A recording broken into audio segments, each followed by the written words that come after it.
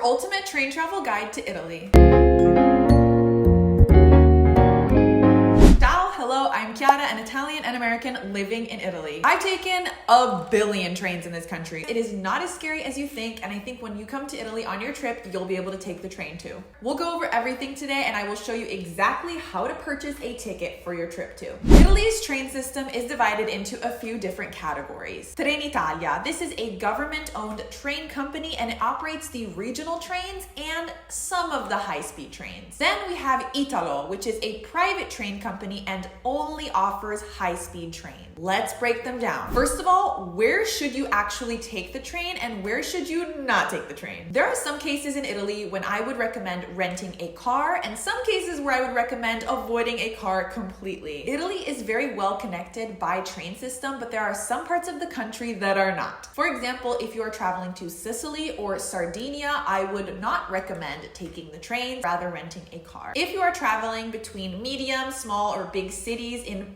the rest of Italy, you can probably get there by train. Of course, if you're going to some small towns, you won't be able to take the train. But for getting between most major cities like Florence, Venice, Milan, Naples, or even smaller cities like Pisa or Arezzo, train is the best option. And they are very fast. For example, you can get from Rome to Florence in under an hour and 30 minutes. By car, that would take you well over 3 hours. Or for example, if you are in Florence and want to take a day trip to Pisa, it is under 50 minutes by regional train. Okay, the regional trains, what are they? Well, the word regional is because they mainly serve the purpose of connecting smaller towns or even big cities within a region in Italy. Regions in Italy are kind of like states in the US. For example, in Tuscany, a regional train example is one that goes from Florence to Pisa. It stays within the region of Tuscany, but regional trains typically make a lot of stops along the way. Also, regional trains don't necessarily stay within their region, but they don't travel super far necessarily out of the region. They are also slower than high-speed trains. Regional trains are also less fancy than high-speed trains. They are pretty much like commuter trains. People take them every day, maybe to go to work. They don't have the same amenities or services as a high-speed train. So for example, they do not have pre-booked seats. You might have to fight for your seat and for your space on crowded trains. They don't have as nice bathrooms or like an area where you can get your coffee and stuff. You can buy tickets for these regional trains at the station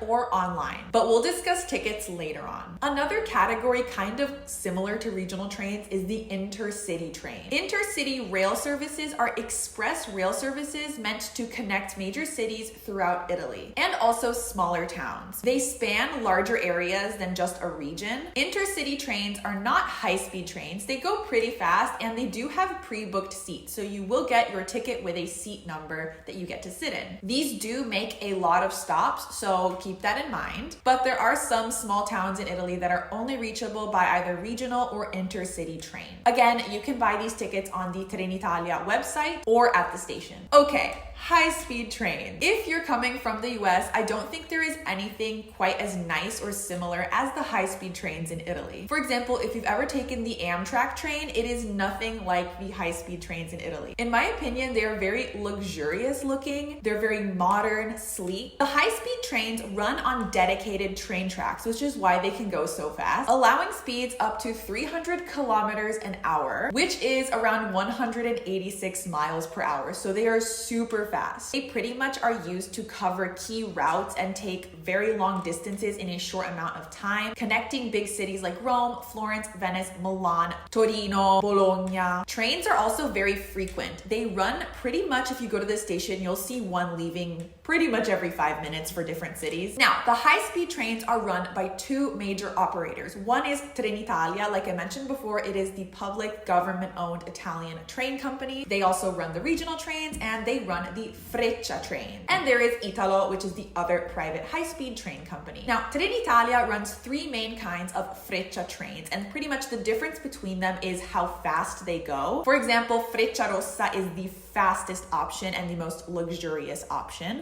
Italo. Now, Italo is a private company, so the main difference here, in my opinion, is that Italo is cheaper, especially if you buy your tickets in advance. I typically buy them like 2 or 3 months in advance, and they can be like 5 times cheaper than the Freccia trains. With all of the high-speed trains, when you purchase the tickets, I typically purchase them online. You will be assigned a seat, and you can choose which class of train you want. For example, for Italo, there is like the economy, there is prima business. I typically take prima business just because there's a little bit more space and they do give you a snack and a drink on board. For much nicer classes, like if you take Trenitalia's executive class, they give you a full meal on board. So you can definitely choose to have a luxury train experience. I think that actually might be pretty fun. All of these trains have Wi-Fi, so you can work on board, and they are very, very comfortable. And these trains are fast. They connect major cities in Italy in a really short amount of time, which means that you could take these trains even to do a day trip or a 2-day trip to a city that maybe was not initially on your itinerary. For example, some short train routes might include Rome to Florence. You can get there in about an hour and 30 minutes. With Milan to Torino, which is a very underrated Italian city, you can get there in under an hour. Florence to Bologna. Bologna is a gorgeous city. It's one of my favorites, and you can get there in about 35 minutes on the high-speed train. You could also go to Naples from Rome. The train takes about an hour and 10 minutes, and you can easily do a day trip. By the way, if you're in Naples, do a food tour.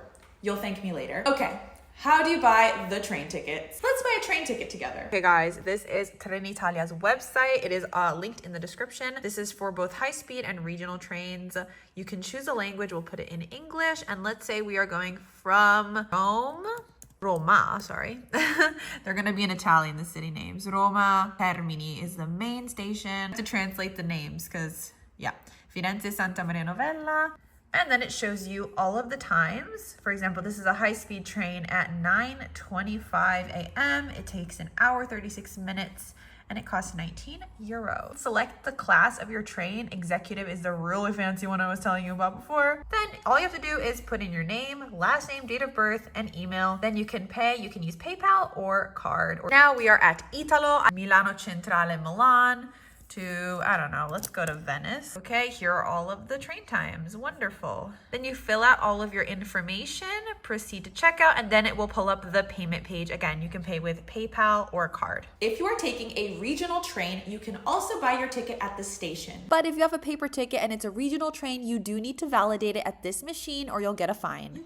You can technically buy a high-speed train ticket at the station too, but I do not recommend doing this because if you buy them last minute, not only might there not be enough seats, but it's going to be much more expensive bought on the same day. You can also use third-party websites like Trainline, which is very useful to compare prices between Italo and Trenitalia. And all of these train websites have apps that you can use to download and save your ticket. Okay.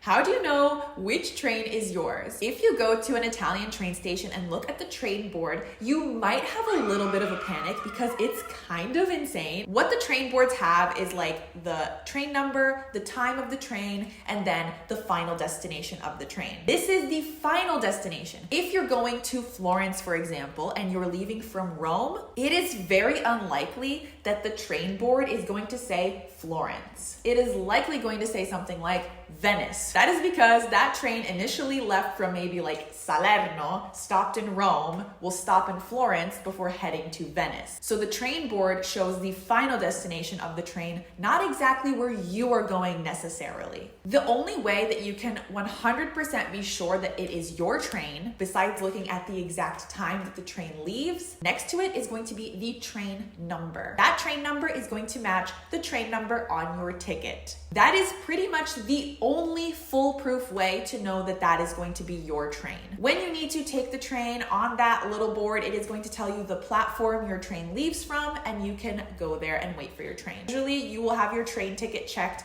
on the train, so make sure you screenshot it just in case you don't have very good internet on your train. Okay, strikes. I get so many questions about the train strikes. They are so constant. It has come to a point that there is a strike pretty much once a month, and I do not say this to scare you, but I do not want you to be disappointed if you book a train and then it is canceled because of a strike. Now, typically strikes happen on Friday or Saturday. This is because they assume people are traveling for the weekend and Friday is going to be a very heavily trafficked day. So it will affect the most people and cause the most disagio or problems for people. Technically, strikes can happen any day. But if you have some flexibility with your days and if you want to be super sure, maybe avoid booking a train on a Friday or a Saturday. If you can go to Florence on a Tuesday, go on a Tuesday. It'll be less crowded in general too. It might be a better option. Now, there are some trains that still run on the train strike day, and these are called Treni garantiti or guaranteed trains. We'll probably get an email about the imminent train strike.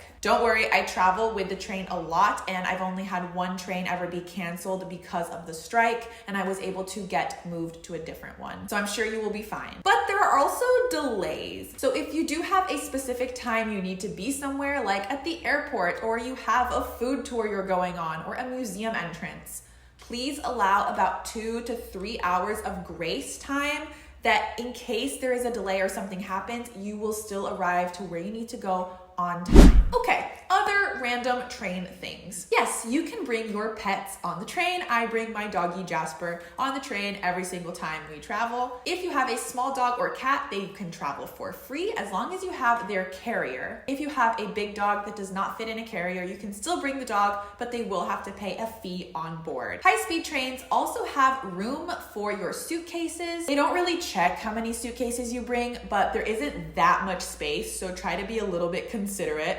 regarding that. If you need assistance getting on the train and off the train, because there are steps to get on that, you can actually ask for assistance. For example, for wheelchair users, there are like these platforms that they lower to help you get on the train. You do have to contact the train company ahead of time, but they will set that up for you. And finally, the stations in Italy. Really important is when you arrive to some of the stations in Italy, like Milan, Rome, and Florence, make sure you are getting off at the correct station. For example, in Milan, your train might arrive first in Milano Rogoredo and then go to Milano Centrale. Milano Rogoredo is not the central station. Milano Centrale is. Or for example, in Rome, Roma Tiburtina is not the central station. Roma Termini is the central station. So maybe look ahead of time where your accommodation is and decide which station it is more convenient for you to get off at. Wow, that was a lot. I really hope you do use the trains in Italy and do not be super scared to use them, because they are so convenient and honestly much better than renting a car and dealing with Italian drivers,